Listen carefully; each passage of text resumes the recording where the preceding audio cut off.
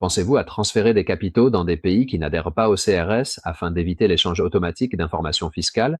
Attention, cette stratégie peut vous exposer à des risques très graves avec des conséquences pénales.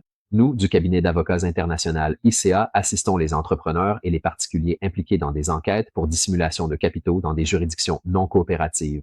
Nous avons des bureaux opérationnels dans plusieurs pays. En octobre 2025, certains États ne sont toujours pas adhérents au Common Reporting Standard, parmi lesquels les États-Unis, qui utilisent toutefois le FATCA pour échanger des données avec d'autres pays, bien qu'ils ne participent pas au CRS multilatéral, le Canada, certains États africains comme la Guinée-Bissau, le Burundi ou la République centrafricaine, ainsi que de petites juridictions comme Taïwan. De plus en plus de pays y adhèrent, néanmoins, comme par exemple l'Arménie qui a rejoint en 2025. Cependant, opérer avec ces pays ne garantit pas l'anonymat fiscal. En effet, les autorités des pays européens disposent d'outils alternatifs pour repérer les capitaux dissimulés, parmi lesquels l'échange d'informations sur demande prévu par les conventions bilatérales contre la double imposition et la coopération internationale entre polices fiscales.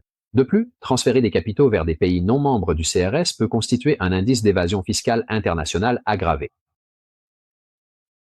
Détenir des comptes ou des investissements dans des juridictions non adhérentes au CRS sans les déclarer entraîne des sanctions administratives allant de 15 à 30 de la valeur dissimulée si le pays figure sur la liste noire. Le fisc présume une intention d'évasion avec inversion de la charge de la preuve à la charge du contribuable. Dans les cas les plus graves, il s'agit du délit de déclaration inexacte ou frauduleuse, passible de peines allant jusqu'à 8 ans de prison.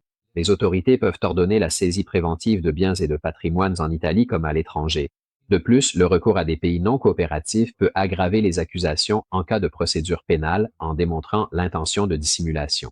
Le CRS 2.0, prévu à partir de 2026, réduira encore davantage les possibilités de dissimuler des capitaux, en étendant l'échange d'informations également aux crypto-monnaies. Si tu possèdes des capitaux dans des pays non adhérents au CRS ou si tu envisages cette stratégie, ne prends pas de risque. Contacte-nous pour une consultation confidentielle et découvre les solutions légales pour régulariser ta situation fiscale et éviter sanctions et poursuites pénales. ICA est ton allié dans la gestion fiscale internationale.